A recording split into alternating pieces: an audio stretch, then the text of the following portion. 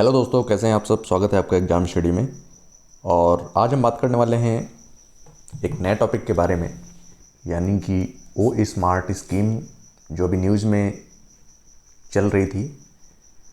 तो ओ smart scheme क्या है, इसके बारे में हम लोग डिटेल में चर्चा करने वाले हैं इस वीडियो में। ये न्यूज़ में क्यों थी? For the year of 2021 to 26 the cabinet committee on economic affairs, यानी कि इकोनॉमिक अफेयर्स की जो कमेटी है, कैबिनेट ने एक ओशियन सर्विस यानी कि ओ स्मार्ट नाम की स्कीम जो है अप्रूव की है।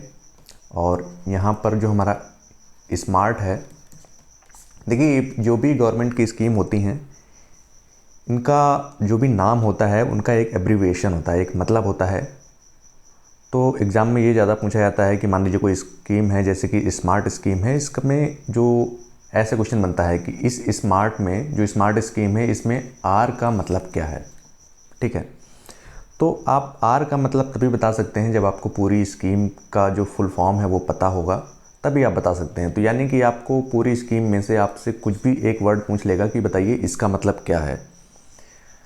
स्मार्ट का मतलब है जो आपकी ओशियन सर्विस है, service, modelling, application, resources and technology.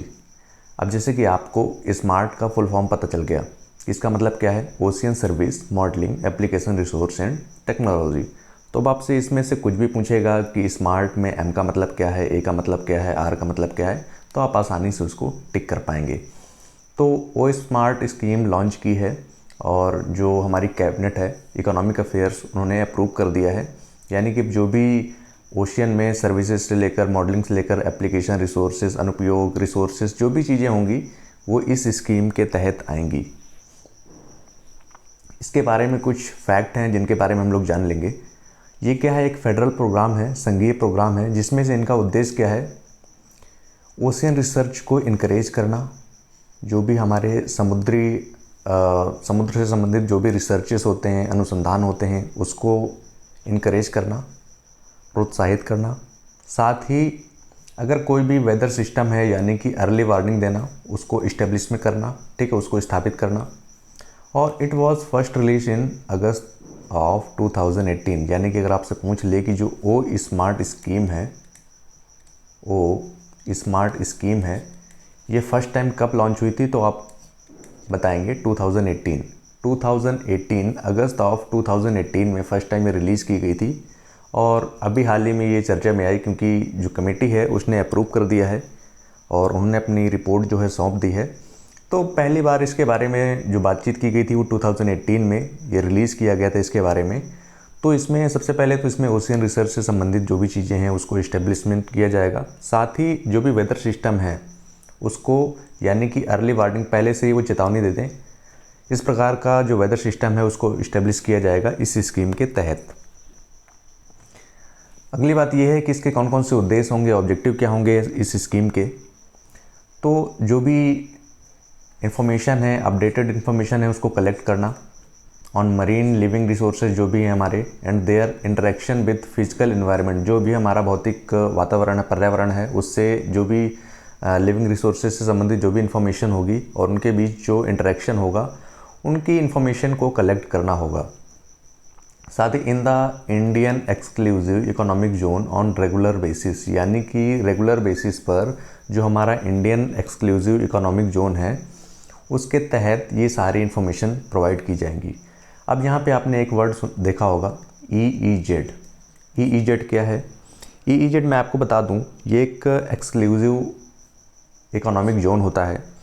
और एक्सक्लूसिव इकोनॉमिक जोन का मतलब ये होता है कि ये जो हमारा समुद्र होता है, सी होता है, इसके उस भाग को कहते हैं जिसमें आप, यानी कि अगर कोई आप रिसोर्सेज या आप जो भी चीज़ें आप कर रहे हैं, अनुसंधान कार्य कर रहे हैं, तो जिसमें आप आर्थिक रूप से दोहन करने के लिए किसी राज्य या विशेष से कुछ विशिष्ट अधिकार आपको प्रदान किए गए हैं, वो आपका आता है एक्सक्लूसिव इकोनॉमिक जोन में। तो उसके आधार पर आपको रेगुलर बेसिस पर ये सारी इन्फॉर्मेशन इसमें कलेक्ट की जानी है, इन्फॉर्मेशन आपको बतानी है, ये इसका उद्देश्य है। अब इसकी हमें कौन कौन सी इंपॉर्टेंस हैं जो इस स्कीम में देखने को मिलती हैं। It aim for comprehensive research and technology, यानी कि एक बड़े व्यापक पैमाने पर जो इन्फॉर्मेशन है और रिसर्च है उसको डेवलप करना है, उसको विकसित करना है। It will enhance India's capacity building in the oceanography sector at the world level, यानी कि ये वैश्विक लेवल पर जो इंडिया की जो कैपेसिटी है ओशिनोग्राफी की, उसको क्या करेगा, उसको बढ़ा देगा, इन्हेंस कर देगा। ठीक है, तो इससे हमें सबसे पहले ये है कि एक व्यापक लेवल पर जो हमारा रिसर्च होता है और जो भी टेक्नोलॉजी डेवलपमेंट है वो एक व्यापक लेवल पर होंगे, बड़े स्तर पर होंगे। साथ ही जो ये भारत की यानी कि इंडिया की जो कैपेसिटी है ओशिनोग्राफी को लेके, उसको वैश्विक स्तर पर क्या करेगा, ये बढ़ा देगा। नेक्स्ट है, इससे हमें कौन कौन से मेजर यानी कि बड़े पैमाने पर हमने कौन कौन से अचीवमेंट किए हैं, तो उसकी बात कर लेते हैं। The scheme has enabled India to take a leadership role in implementing the Indian Ocean component of the Global Ocean Observing System in UNESCO Intergovernmental Oceanographic Commission, यानी कि इस योजना ने भारत को जो यूनेस्को इंटर गवर्नमेंटल है यानी कि जो अंतर सरकारी समुद्री विज्ञान है, उस आयोग में एक वैश्विक लेवल पर, ठीक है, एक वैश्विक लेवल पर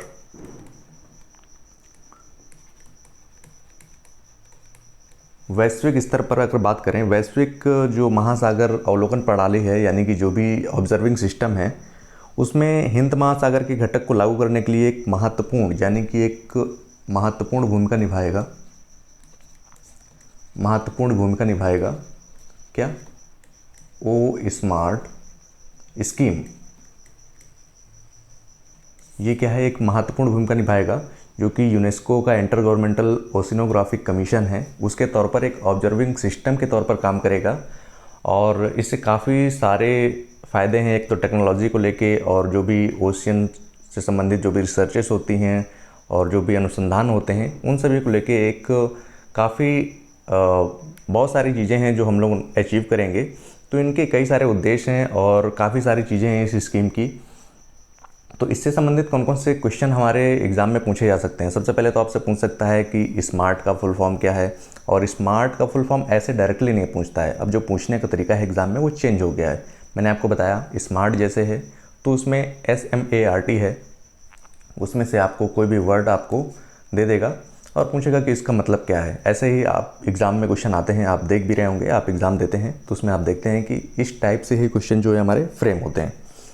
अब नेक्स्ट बात आती है कि जैसे कि इससे कई सारे छोटे छोटे क्वेश्चन बनते हैं कि EEZ क्या है, इसका फुल फॉर्म क्या है, और साथ ही जो हमारा ओ स्मार्ट स्कीम है ये किससे संबंधित है, ठीक है, फर्स्ट टाइम कब ये रिलीज़ की गई थी और हाल ही में भी चर्चा में क्यों है, क्योंकि कैबिनेट ने अपनी जो रिपोर्ट है वो सौंपी है और फाइनली अप्रूवल दे दिया है। तो ये सारे क्वेश्चन जो हैं हमारे एग्ज़ाम में इससे क्वेश्चन पुटअप होते हैं और यही सारे क्वेश्चन देखने को मिलते हैं। तो ये सारे जो मैं आपको टॉपिक बताता हूँ या जो भी ये सारे करंट के टॉपिक लेके आता हूँ, इनको आप अच्छे से पढ़ें और इनमें जो भी काम की चीज़ें हैं वो आप अपने नोट्स में लिख लें, क्योंकि ये सारी चीज़ें ही हमारे करंट अफेयर का पार्ट होती हैं और यही सारी चीज़ें पूछी जाती हैं। कुछ नया नहीं होता है जो हम लोग देखते हैं कि करंट में क्वेश्चन आ जाता है और हम देखते हैं कि ये क्वेश्चन कहाँ से आ गया, हमने तो इसके बारे में पढ़ा ही नहीं। ऐसा कुछ नहीं है। जो भी आप, जैसे कि आप डेली न्यूज़पेपर पढ़ रहे हैं, तो डेली न्यूज़पेपर पढ़ने का मतलब क्या है, न्यूज़पेपर में ये है कि जैसे आपने कुछ भी चीज़ पढ़ी तो उससे जो भी चीज़ें हैं यानी कि आपको जो भी ऐसा लग रहा है कि एग्ज़ाम में पूछा जा सकता है या जो भी आपको इम्पॉर्टेंट लगता है वो आप अपने नोट्स में लिख लें और वो रिवीजन के टाइम वो सारी चीज़ें काम आती हैं। Okay, thank you all. जल्दी मिलते हैं हम लोग दूसरे वीडियो में। तब तक के लिए थैंक यू। देखते रहिए और पढ़ते रहिए।